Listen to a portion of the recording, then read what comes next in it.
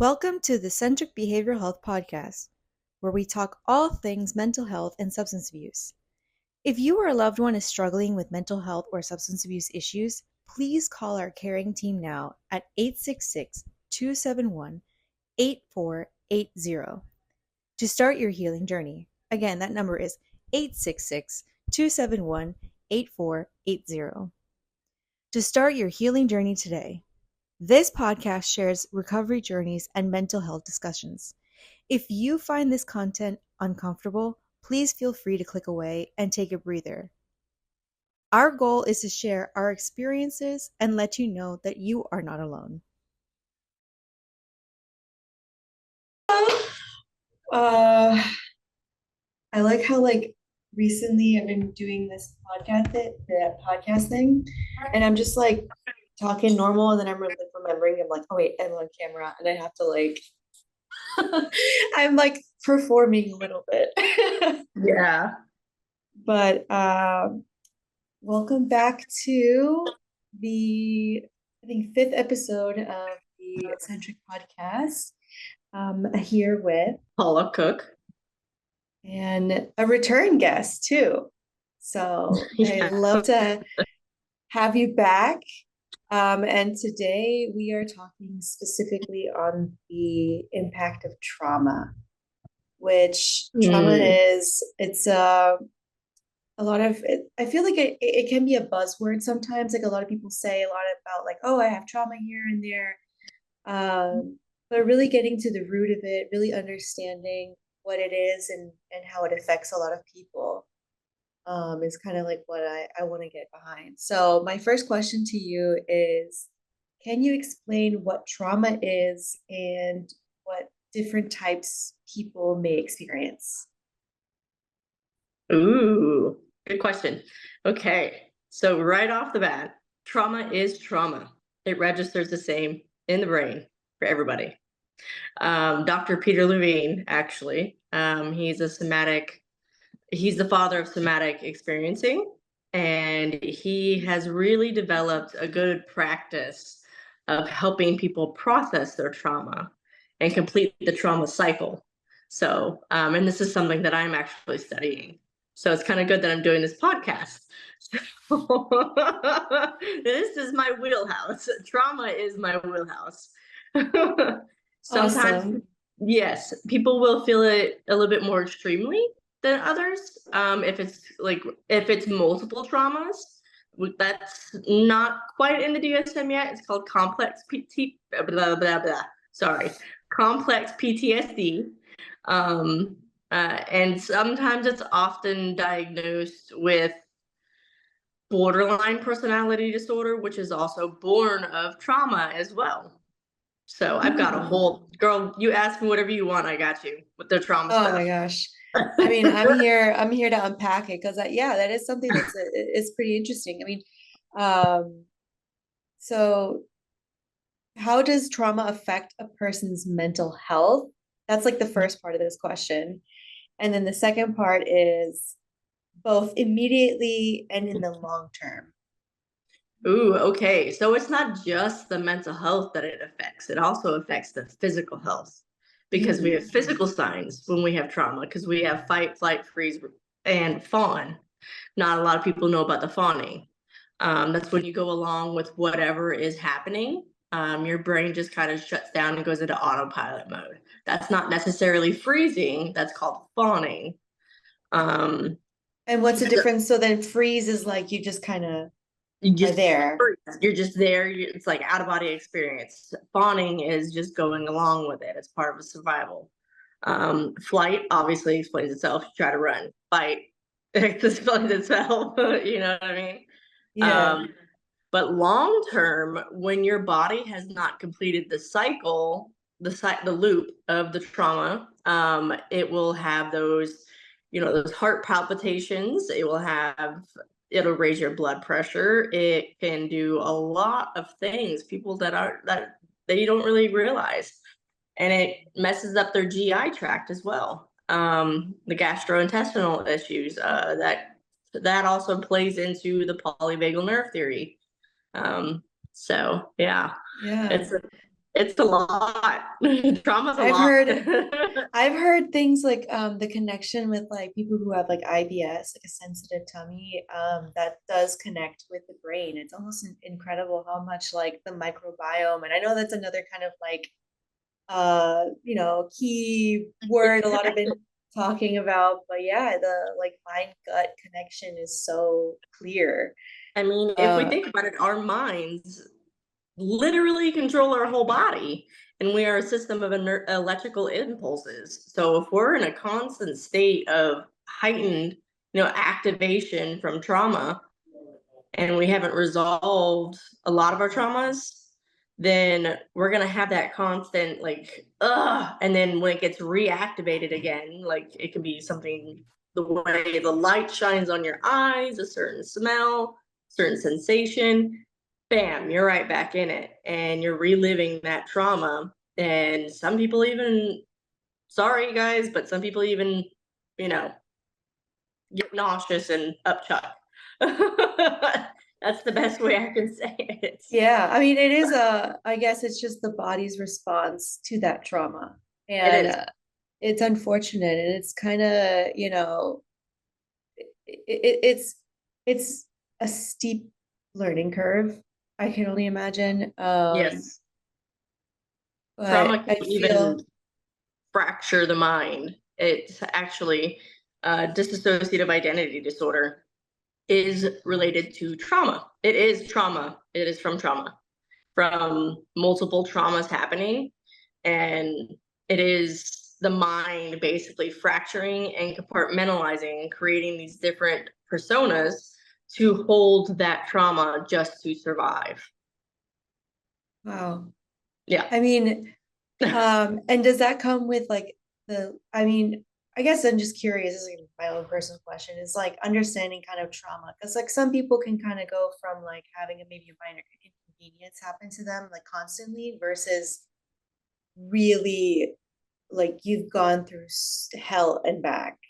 There is certain like levels to it, but like at what point do you see that someone is really changing? Is it like a something that happens over time? Is it just like the event happens and then it changes?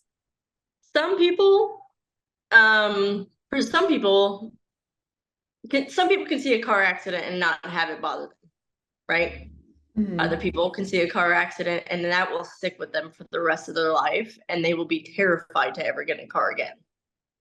It's really all in just how your body processes, and we can't really say how it's going to process until it happens. Um, you hear these people are like, "Oh, it's not a big deal. It's not a big deal." Well, to some people, it is a big deal. To others, glad that you are able to process that, but it also makes me question, what else have you seen for that not to be a big deal for you? So, Yeah. Or I guess it's like I come from that background where it's like, oh, it's not a big deal. It's not a big deal until it becomes a big deal. something where it is a big deal. And then, or the people around you um, don't see it as a big deal, but you yourself sees it as a big deal. And I feel like, I mean, we were speaking about breaking the stigma around mental health. Hmm. It's just trying to be a bit more empathetic towards those who have Hmm. had gone through a trauma, no matter what the circumstances may be. It's just understanding that that person is triggered by something. Hmm. The smallest thing can set, if they have extreme, like complex PTSD, like compounded, like on top of each other, their body is going to be in an activated state, period. So even the slightest thing could send them into a catastrophe. Everything is going to end. The world's going to kill me. It just sends them into that state until they're able to deactivate. And that's where somatic experiencing comes into play. So. It's just it's just crazy. Um, yeah, like like the next question that I have here on my list is what are some of the common emotional and then the physical responses that people have? Is kind of Okay. Biggest response that I have found is fear. That is the base emotion behind trauma, fear. And our fear causes us to do things that we would not otherwise do of sound mind and body. Such as if somebody thinks they're going to lose a partner, right? So this is an attachment style because of maybe possible childhood trauma, right? They're going to Guilty. You're speaking to the choir. It's common. It's common.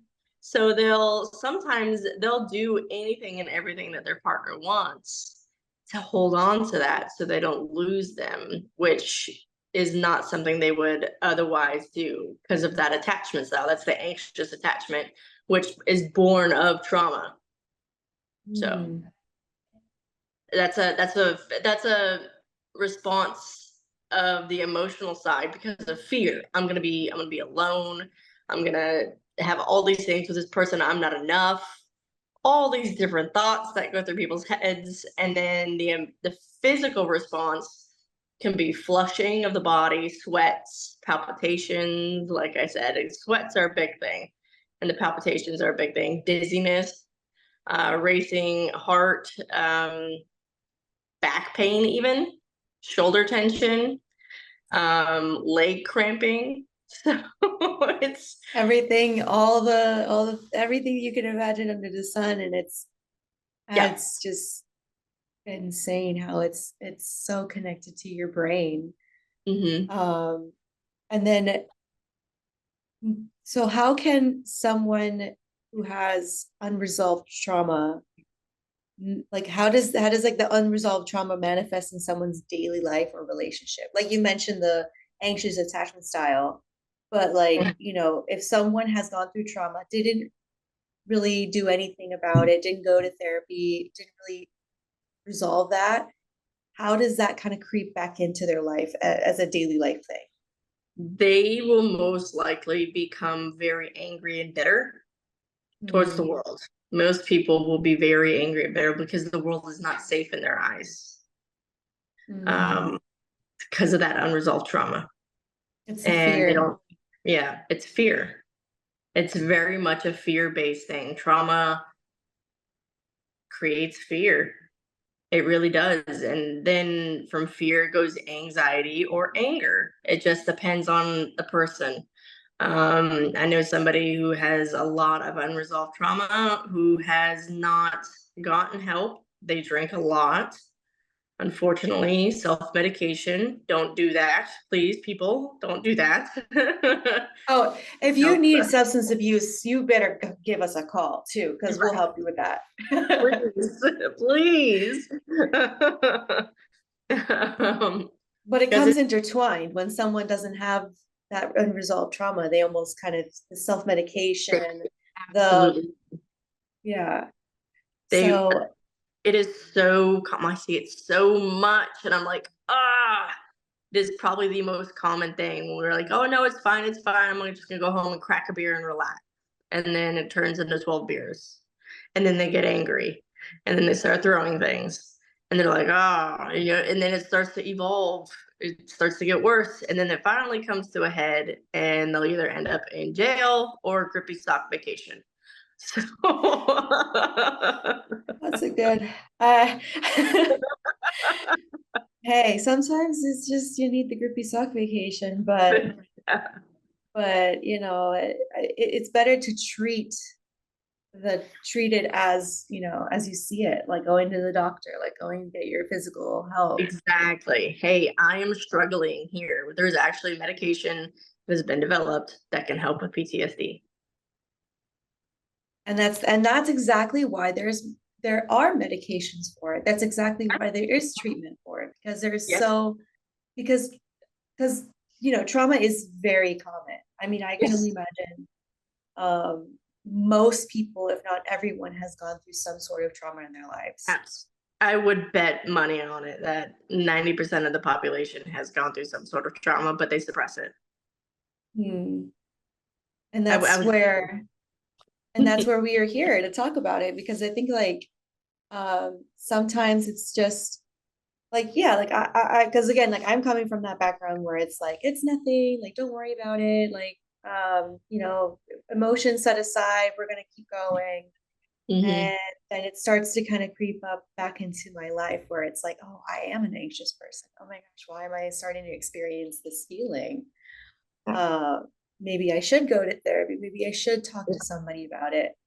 Um, and that's why it's like, it's so important about it. But And when it's good to have talk therapy, but to really understand the core of what that trauma is and why it is activating your system is very important, because talk therapy can, you can do talk therapy all day long, but really understanding the activating portion and understanding how to deactivate is a big thing, because when we don't deactivate, because like I said, I don't use the word triggered, because what, sorry, warning, because once you pull a trigger, that bullet is gone, or that whatever is gone, right? Your emotion is just flying off the handle, you're done.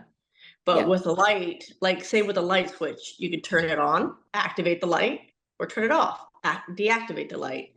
And in some types of therapies, you can find that switch to help turn off that activation and really look at it from the perspective of, okay, what is happening? Is this still happening again to me? Am I reliving this? Is this a memory, or am I actually going to get hurt? That's where it really matters, am I going to get hurt? Is this happening? So that's yeah, trauma. yeah. And I guess like I don't know. I feel like it's almost like a therapy session for me. It's like, Sorry. no.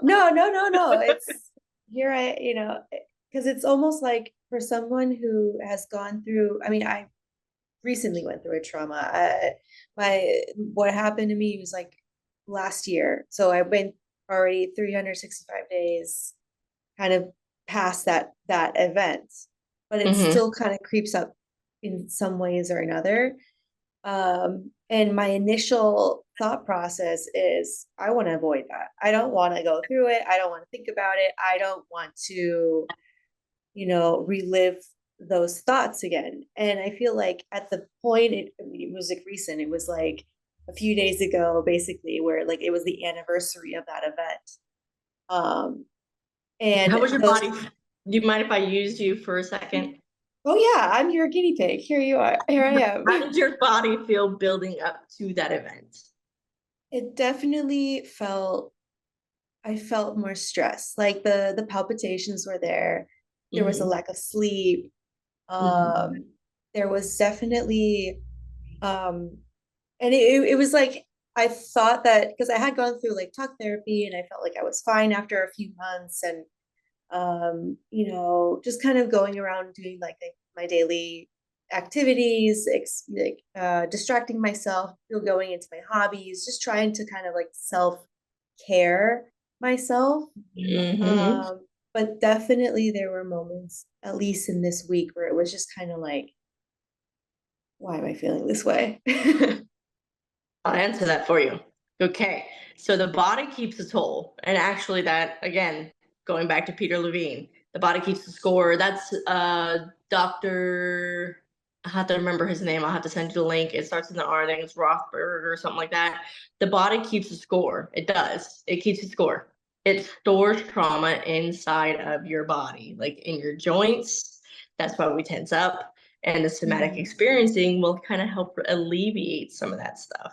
So it is considered, so what you're experiencing is probably a trauma week or trauma day, trauma month, whatever it is. Especially we see it in veterans. I myself unfortunately have trauma months. Mhm. But I'm doing my own type of therapy, EMDR, as well as somatic experiencing, and it's lessening those severity, the activators of, you know what I mean, of this, the whole system. It's not as severe anymore. I'm able to move through, not push through. You don't push through things. You move through it. You accept it and allow it to be there. Acknowledge it, and then move through and let yourself be guided through that. That's something that a lot of people do, is push. through. And when you push through, you're suppressing your emotion. Mm. So And when then you're moving, yeah, that's like, because that is like a tendency of mine where it's like, oh, like I should be fine. Like I should be is kind of the wording that and then I you get place it. down on yourself and you start beating yourself up more. Yeah. Hmm. It's a thing. And It's a whole thing. it sucks because I'm like, wow, this is kind of like a normal thing for me or like my family. Like we're like, oh, like it's normal, whatever, just move on. Mhm. But the going through pushing it versus moving it. When you're moving it, you're going a little bit slower pace. You're going and you're accepting things as they go. Yes. Okay. Yes. You're accepting and recognizing what your body is feeling. If your body feels like you need to move, move. If you feel like your body needs to relax, relax. Those are the things that I'm talking about. Don't fight your body. Oh, I need to do this. I need to do this. I got this deadline. I got this. Give yourself a break. That is practicing self-care and kindness. Yeah. That is true self-care and kindness when those trauma months happen. Listening to Yeah. your body. I know, Sorry. like, oh yeah, no, like it's good for me, even me, just to hear it because it's like quite literally like that week that I had my trauma week, I guess I'm gonna call it that now. That's Um, what it is. I literally was like, oh, I'm just being hormonal, like I'm a girl, like I'm just being hormonal, like I'm gonna, my time of the No, month, you're whatever. And I just was like weeping, like I was like, what is this? Like, why am I going through this right now? mhm. Um, or like remembering things that happened like from last Flashbacks. year and all of these things. Yeah. So Yeah. it definitely, and I would tell like I told I was hanging out with my cousin this weekend and I was like telling him like yeah, like I don't know what's going on with this week. I've just been very touchy-feely, very emotional, like don't ask me certain questions because I will cry and those kind of things. And I mean, at least like we still had a great time and we still like had game night. We were having a great time and chatting and for like I had a moment of like, distraction there.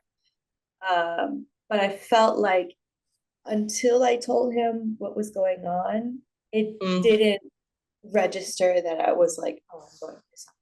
I just told him I was like, yeah, like I remember last year, and he goes, yeah, I remember this year.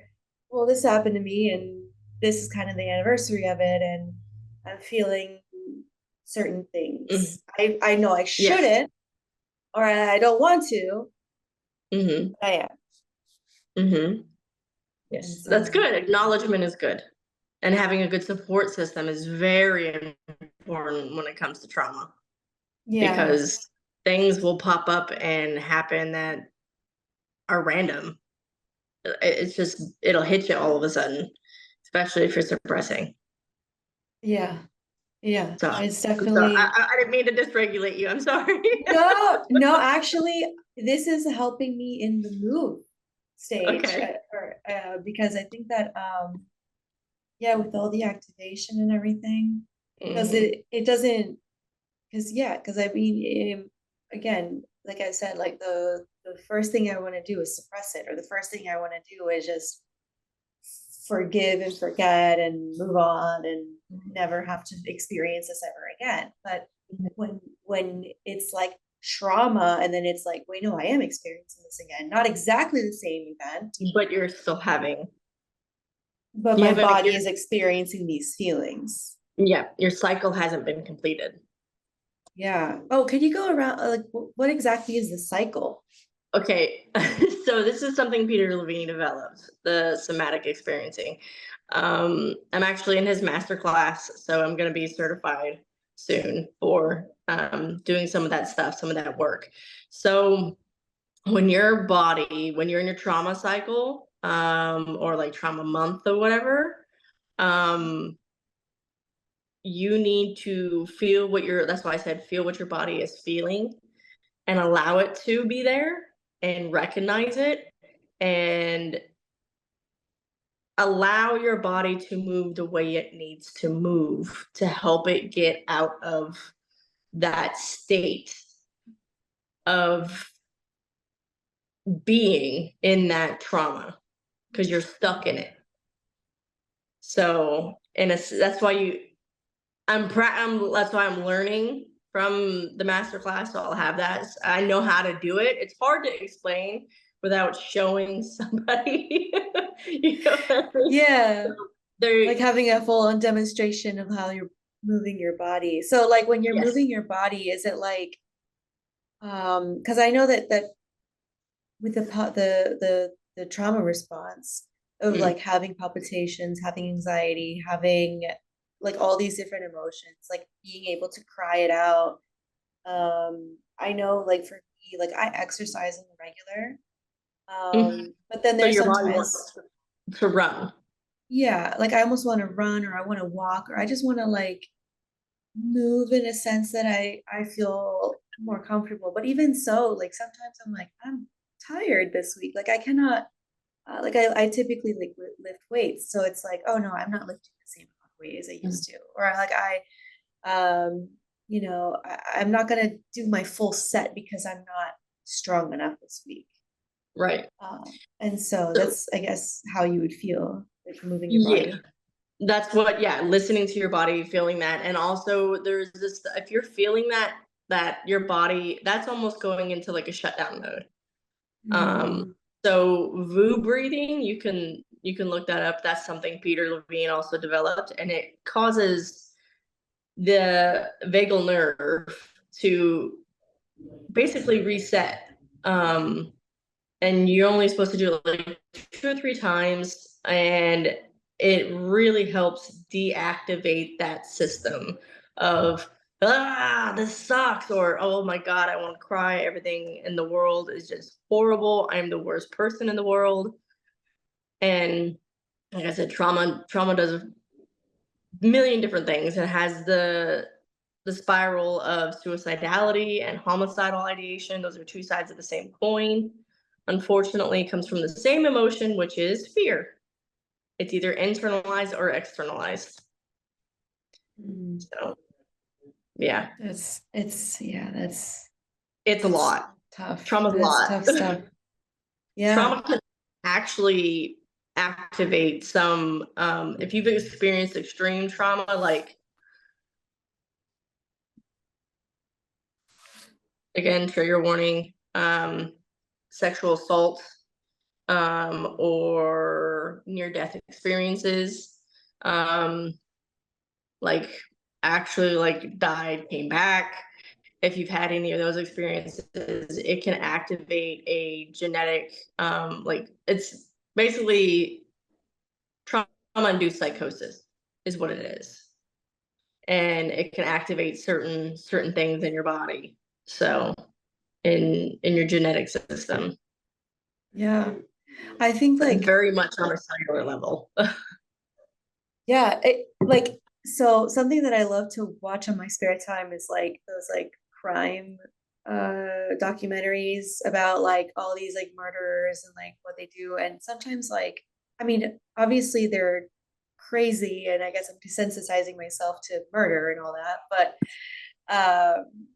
part of me is just so invested in like the psychology of the murderer and its own. And a lot of it is like a lot of them have gone through some kind of trauma or some kind of Yeah, something, and after then trauma. they have that They snap. psychosis. Yeah. I mean, of course it's like the extreme case. But it But happens. it could happen to, I tell my sister, I'm like, it could happen to anybody.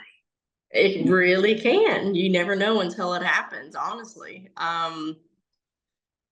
That's kind of, I mean, I can explain the whole reason why it happens. I've got my master's is in forensic psychology. So Oh, there we go. We'll have to like do like another segment of like specifically like forensic psychology because I think that's pretty interesting. I mean, is like so snapping right into psychosis, like you said, it's basically that trauma response to fear. And are there any signs that you can see like a person snapping right into it, or is it like a gradual thing? it's a gradual thing sometimes, or it can be like I said, every person is different. There are precursors to some people, but you have to really get to know the person. Like the therapist will see the signs and symptoms of what's coming up. Mhm.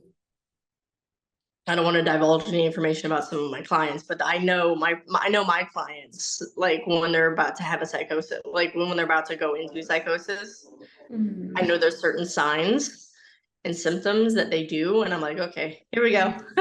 Let's bring it back down. Deactivate, Let's deactivate. activate. Let's go back to.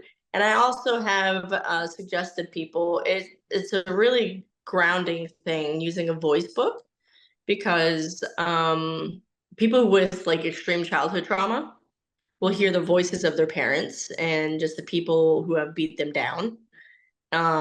So I suggest a voice book.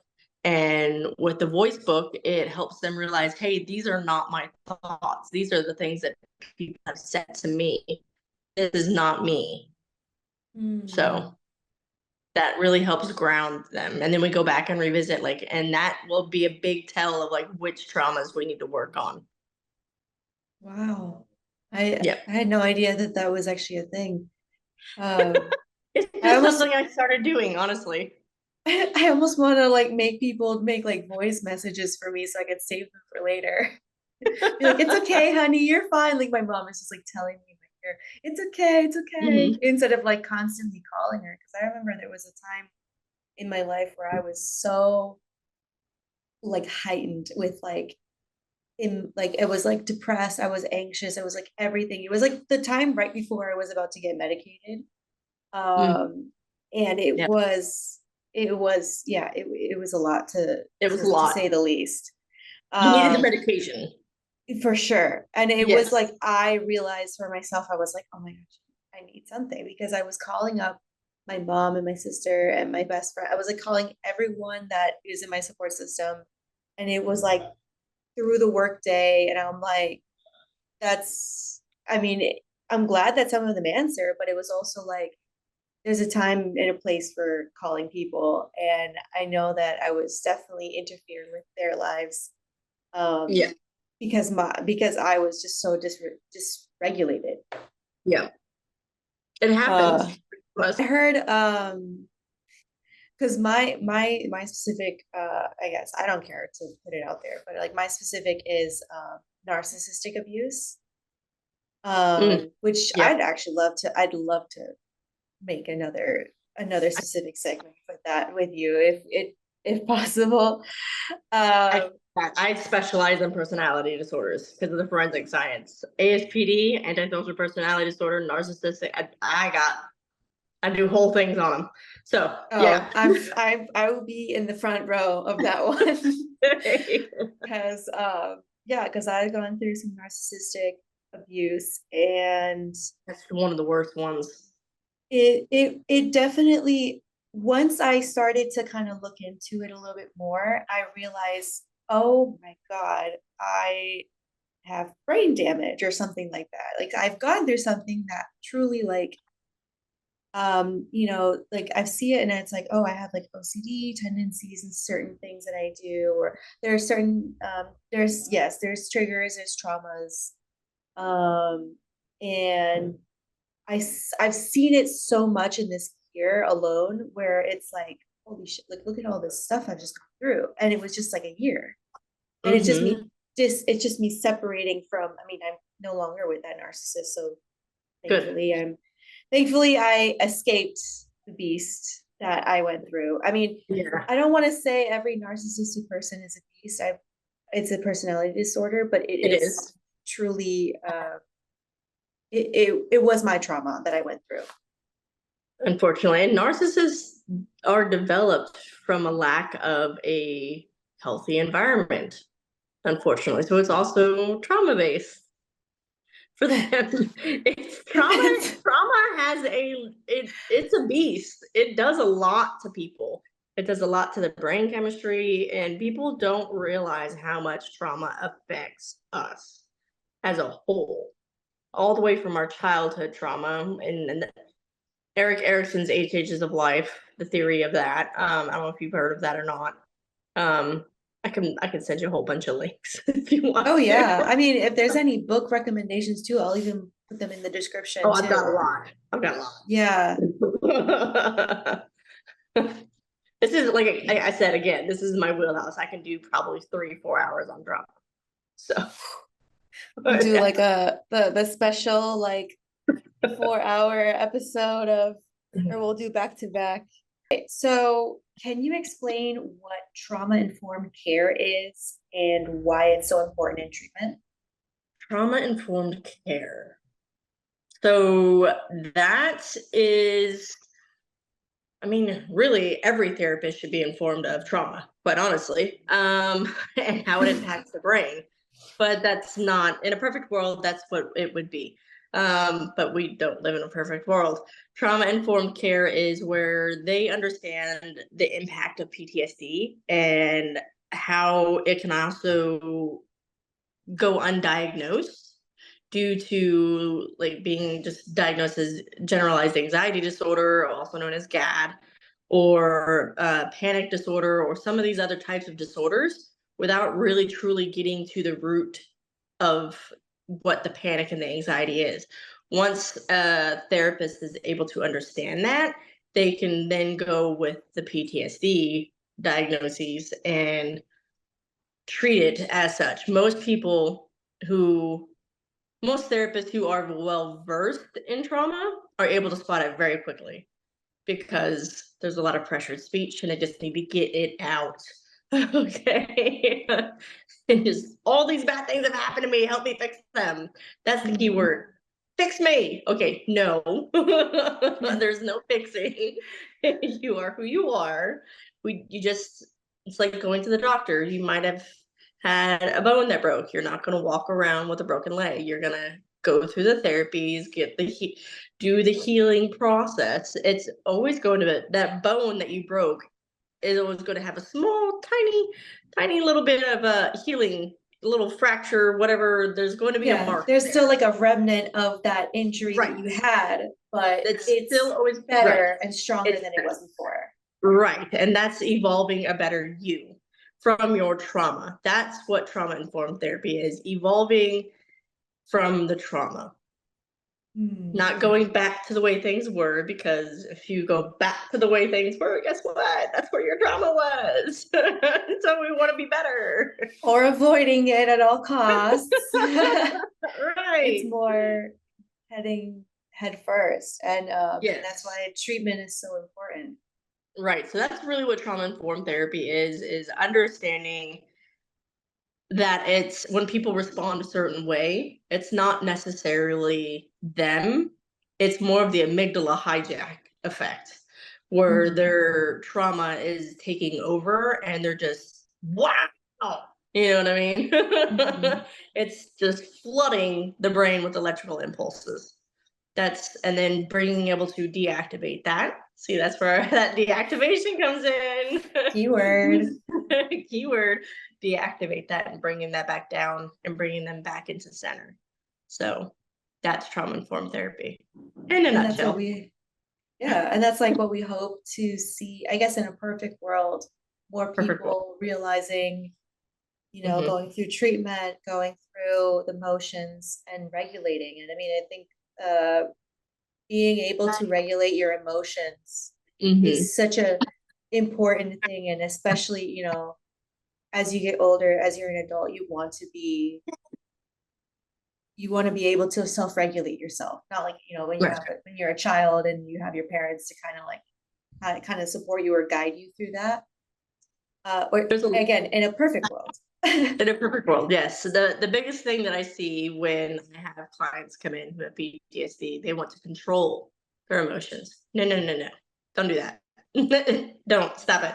Any of you out there, stop trying to control your emotions, because it's like holding a firecracker in your hand. You're going to blow your hand off, okay? Sorry, but that's the truth. Stop. Please. Noted. Don't try to control them. Let them be. Accept them for what they are. Okay. And you could talk therapy is different than trauma therapy. Trauma therapy is more intensive and you're going to relive some of those things, but they're going to help guide you on what you're feeling and bringing you back to center. Mm. That's the difference. Talk therapy, you talk about the trauma, you kind of process it a little bit, but trauma therapy, you go into it and then you take away some of that pain from it. It's like surgery. That's the best way I can explain it. So you're not just necessarily speaking to a talk therapist, you're seeking a psychologist, no, psychiatrist. No, you don't even need to seek a psychologist. Just somebody who not specializes in, but who has certifications. You want certifications, because if somebody says, I specialize in this, I specialize in that. No, certifications. Okay. You want a certified either EMDR therapist, that's trauma therapy, or somatic experiencing. Those are the two big ones for trauma. Mm. Yeah, this is like the what to look out for Yes, when if you're you're seeking that therapy. yes, for trauma, especially because they're going to hone in and target that trauma. Mm. And then yeah, we're actually bringing into like the last two questions that I have, because like the second question I have is basically how does therapy help in the healing process of trauma, which we're kind of going through, Yeah. which is essentially that, where you're finding that certification, you're going through Mm-hmm. everything. And when Yes. you're going through it, it's more like you're not like reliving it. You're just kind of seeing it, but you want to see it in a different perspective. Yes. So it's titration, basically. So what an EMDR specialist will do is they'll titrate, and that is like going in and out, just touching on little things here and there. And then they'll eventually have you go in and talk and close your eyes and kind of relive it, but from your adult self or from a Mm. different, more evolved self. They're not going to just throw you straight into it. If an EMDR therapist is throwing you straight into trauma from jump, it's not a right. No, leave. Bye. I'm gonna find another person for this. This Yeah, is because not. I that's need a not second how it. opinion. Yeah, that's not how that's done. They're supposed to establish stuff and just kind of get to know things first. No, Okay. EMDR should take at least bare minimum a year. Mm, okay. Bare minimum, depending on how much trauma you have, bare minimum. Okay. There's a Because I lot to mean, process. it's a But lot. you're going through, like you're Hmm. saying, you're going through. We're going through it. We're going in a slow pace, so you can Hmm. absorb it and Mm. then understand it better. Yes, and really trying. So what it does is it pulls a lot of those associated emotions. So when we have those trauma months and those trauma weeks, it pulls some of those some of those severe emotions out, and it's not as bad anymore. And you're able to recognize, hey, this kind of sucked, and it's just like, okay, I recognize this. Let me do my coping skills. This kind of sucks. Let me just move through it. I'm okay. It's not happening again. But Mhm. this sucks. This sucks. Basically, it's understanding that this sucks, but it's not. My life is going to crap. It's happening. The body is just like, oh, constricted. All those things. You can get tightness in the throat and hard to swallow. Sorry if I'm making you feel some type of way. No, I see the look on your face. I was just kind of like, I'm not trying to like relive the moment, but I'm seeing it as like, yeah, I did go through that. Like I did like, and not too long ago too. It's kind of crazy how it's like I the can see timing. that your eyes are doing that. So that's why I'm this is my wheelhouse. I can see that you're like looking back. Even though you're looking at me, I see you looking back. So Mm, I'm yeah. sorry. No, I'm okay. It's okay. It's okay to be okay. I understand that, this is my trauma week, that this is my, and I'll tell like even the people here in the office, like, hey, like, I'm going through something. I'm not, yeah, and stuff like that. And yeah, I don't. and I'm also learning to like be totally fine with crying, because I feel like I'm also the type of person to just like don't want to show vulnerability to anybody. So like cry Yeah. in the car by myself, and then I'll like wipe my tears or like put the AC like really high, like oh like like clean that off. And don't be surprised if you have moments of forgetfulness in the middle of a sentence either. Okay, that's good to hear because sometimes I'm just like and I feel like I'm like on the That's called coding page. disassociation.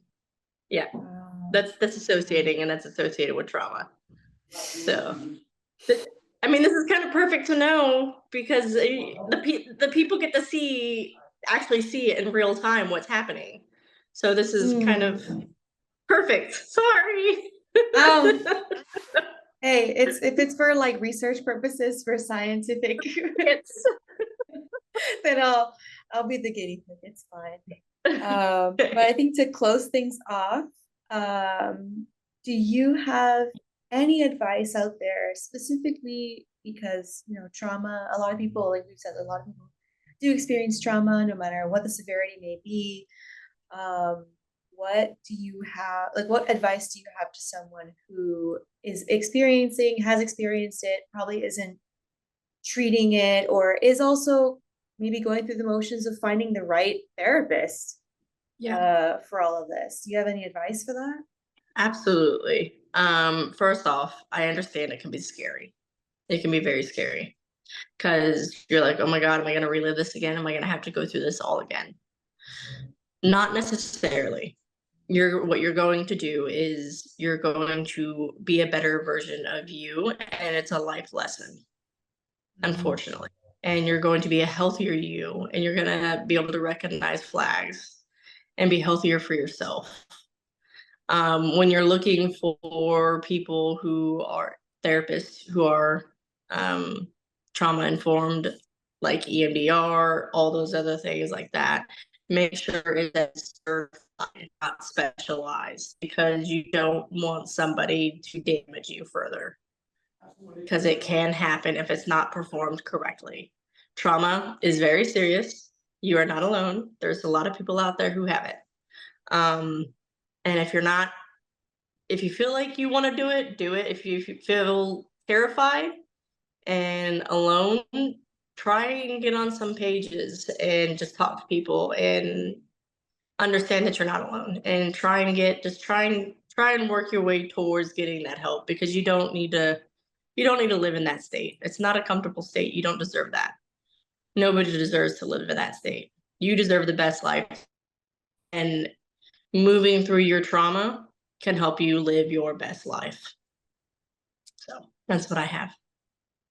Thank you so much. Yeah. I mean, hey, that was advice for me too. I feel like I'll put that as like a voice note for me too. I'll be like, oh, whenever I'm going through something, boop, and I like listen to the advice. Oh, okay, that sounds safe. Fine. Oh my gosh. But thank you so much. I think I'll stop hitting